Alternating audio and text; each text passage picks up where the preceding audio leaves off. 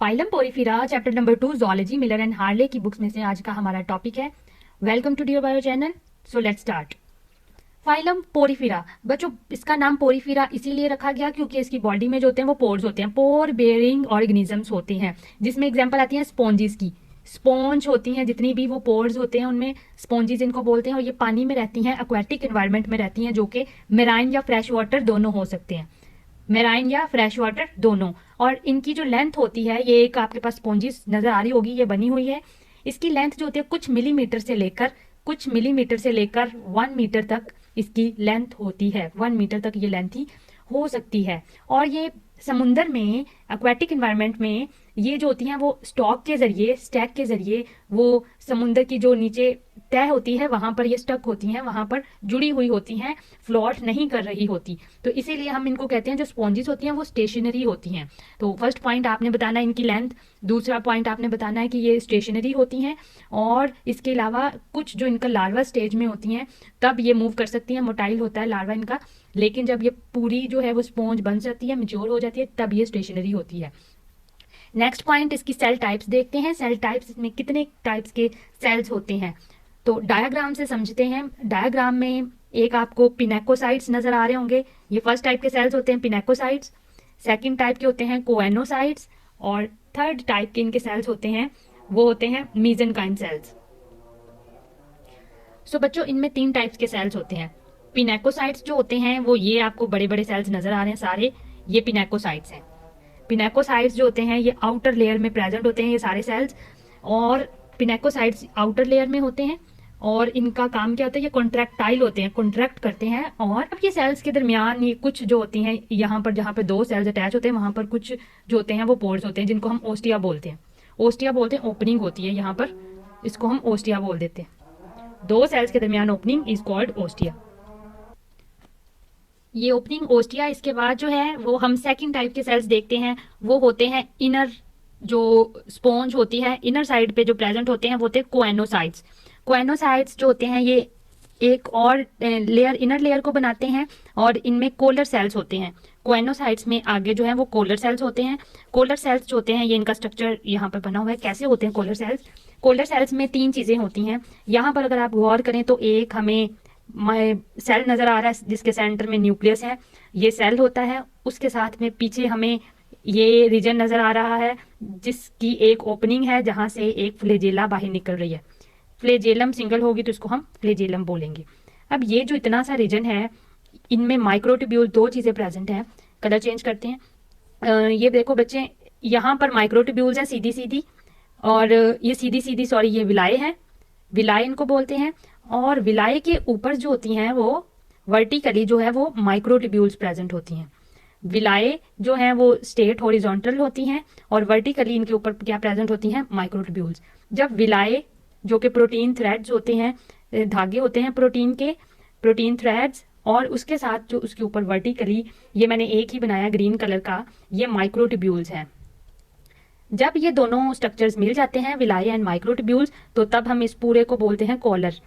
Collar जो होता है ये इसके अंदर से जो है वो फ्लेजेलम बाहर निकलती है, तो ये बनाते हैं कोएनोसाइट्स। ये जो पूरा सेल है ये एक सेल है। ऐसे बहुत सारे सेल्स जो हैं वो इनर साइड पे स्पॉन्ज के प्रेजेंट होते हैं, और उनमें से ये छोटे छोटे फ्लेजेलम नजर आ रहे होते हैं। ये पूरी इनर साइड पे ये सारे सेल्स प्रेजेंट होते हैं, और इनको ये सेकंड टाइप ऑफ सेल है कोएनोसाइट्स। अब देखें कॉलर जो होता है इसका काम क्या होता है, इसका काम होता है फूड कैप्चरिंग। ये फूड कैप्चरिंग में हेल्प करता है, सेल की हेल्प करता है फूड कैप्चर करने में। ओके, थर्ड टाइप के जो सेल्स हैं वो कहाँ पे होते हैं, वो मीजोफाइल में होते हैं। मीजोफाइल एक टाइप का लिक्विड है, जिस तरह साइटोप्लाज्म होता है, यहाँ पर लिक्विड लाइक मटेरियल होता है जिसको हम मीजोफाइल बोलते हैं। ये जेल लाइक लिक्विड है, जेल लाइक लेयर होती है, जेली टाइप लेयर होती है, लिक्विड प्रेजेंट होता है इसके अंदर, जिसको हम बोलते हैं मीजोफाइल। इस लिक्विड के अंदर थर्ड टाइप के सेल्स प्रेजेंट होते हैं जिनको बोलते हैं मीसेनकाइम सेल्स।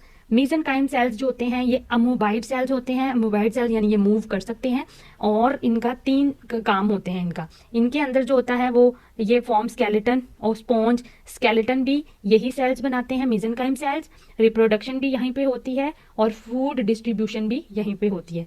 ये 3 काम जो है वो ये सेल्स करते हैं कौन से sales? Mesenchyme sales. Mesenchyme sales जो होते हैं वो स्केलेटन कैसे बनाते हैं? तो मीजनकाइम सेल्स पर देखते हैं, ये सारा जो क्वेनोसाइट्स और दूसरा पिनेकोसाइट्स, इनके दरमियान में ये सारा रीजन जो होता है, यहाँ पर मीजोहाइल प्रेजेंट होता है जिनमें ये सेल्स होते हैं। अब यहाँ पर आपको ये कुछ वाई टाइप स्ट्रक्चर्स नजर आ रहे हैं, ये स्केलेटन है, स्पोंजिस का स्केलेटन है। अम्यूबाइड सेल्स ये वाले हैं, ये जो आपको फ्लावर टाइप नजर आ रहे हैं ये अम्यूबाइड सेल्स हैं, वाई वाले स्केलेटन हैं। तो स्केलेटन जो होता है वो दो तरह का होता है, एक तो होता है स्पोंजिन और दूसरा होता है स्पाइक्यूल। स्पाइक्यूल्स बोलते हैं SPICULE, स्पाइक्यूल्स। स्पाइक्यूल्स किसको बोलते हैं? स्पाइंस को। स्पाइंस जो होते हैं वो कुछ जिसको हम बोलते हैं छोटी छोटी स्टिक्स लाइक होते हैं। स्पाइंस जैसे फिश में कांटे होते हैं तो उनको स्पाइंस बोलते हैं, ऐसा स्ट्रक्चर्स होते हैं। ये कैल्शियम कार्बोनेट के बने होते हैं और स्पोंजिन जो होते हैं वो प्रोटीन के बने होते हैं। तो बच्चों ये जो काम है स्केलेटन बनाना वो कौन सी लेयर में होता है? मीजनकाइम लेयर में। मीजनकाइम लेयर में स्केलेटन बनता है। दूसरा काम मीजनकाइम सेल्स जो होते हैं वो क्या करवाते हैं? वो रिप्रोडक्शन करवाते हैं, वो भी हम देखेंगे नेक्स्ट। रिप्रोडक्शन और उसके बाद फूड डिस्ट्रीब्यूशन भी यहीं पे होती है। ये 3 टाइप के सेल्स हैं। ये करने के बाद नेक्स्ट बच्चों आपने ये देखना, ये जो पूरी स्पॉन्ज होती है ये एक स्टैक से अटैच होती है। स्टैक जो होती है वो किसी सॉइल के साथ या फिर ज़मीन के साथ अटैच होती है। किसकी हेल्प से? ये स्पॉन्ज स्टैक की हेल्प से, जो कि इसको स्टिक रहने में हेल्प करती है। इसके बाद आपने चेक करना है कि ये जो क्वेनोसाइट सेल्स होते हैं और ओस्टिया की ओपनिंग होती है, जो कि पिनेकोसाइट्स में ओस्टिया होते हैं, इन दोनों के दरमियान में एक ट्यूब होती है जहाँ से वाटर ओस्टिया से एंटर होता है और नेक्स्ट इनर ट्यूब में जाता है। किसके जरिए? ट्यूब के जरिए से। इस ट्यूब को बोलते हैं पोरोसाइट। इसको हम पोरोसाइट बोलते हैं, यानी ये पोर्स होते हैं। ये पोर्स यहाँ से जहाँ पोर्स की ओपनिंग होगी उसे ओस्टिया बोलेंगे, लेकिन ये पूरी जो कैविटी है इसको हम पोरोसाइट बोलेंगे, जहाँ से वाटर इन होता है। वाटर जो है यहाँ से अंदर जाता है क्वेनोसाइट्स के पास, और जब वाटर ने आउट होना होता है तो वो ये कैविटी से यहाँ से बाहर ओस्क्यूलम, इस ओपनिंग को बोलते हैं ओस्क्यूलम, यहाँ से वाटर जो है वो आउट हो जाता है, बाहर निकल जाता है पूरी स्पॉन्ज में से। ये सारी आपने हेडिंग्स बनाकर लिख देना है।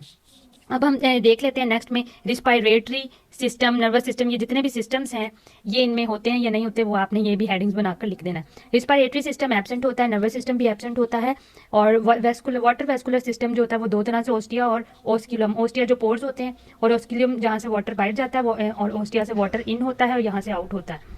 और नेक्स्ट डाइजेस्टिव सिस्टम इनमें एब्सेंट होता है, एक्सक्रीटरी सिस्टम भी एब्सेंट होता है, और एक्सक्रीटरी से कोई ऐसा सिस्टम नहीं होता, बस वाटर ओस्टिया और ओस्क्यूलम के जरिए ही अंदर बाहर आता है। और इसके बाद रिप्रोडक्शन दो तरह की हो सकती है, एसेक्सुअल होती है और सेक्सुअल होती है। एसेक्सुअल होती है वो बडिंग के जरिए होती है, सेक्सुअल रिप्रोडक्शन हर्मैफ्रोडाइट होती है। और ये जो हर्मैफ्रोडाइट का मतलब होता है both male and female present in one sponge, एक ही स्पॉन्ज में मेल और फीमेल दोनों के सेल्स होते हैं, और ये सारा काम जो होता है वो मीजोहाइल में हो रहा था, ये लिक्विड यहाँ पर ही रिप्रोडक्शन होती है। हर्मैफ्रोडाइट एंड फर्टिलाइजेशन इज मीसेंकाइम सेल। तो स्टूडेंट्स ये आपका टॉपिक था बच्चों। अब आप इस चैनल को लाइक करें, सब्सक्राइब करें, और अगर बच्चों को और आगे ज़रूरत है तो इस लेक्चर को शेयर करें। Thanks for watching.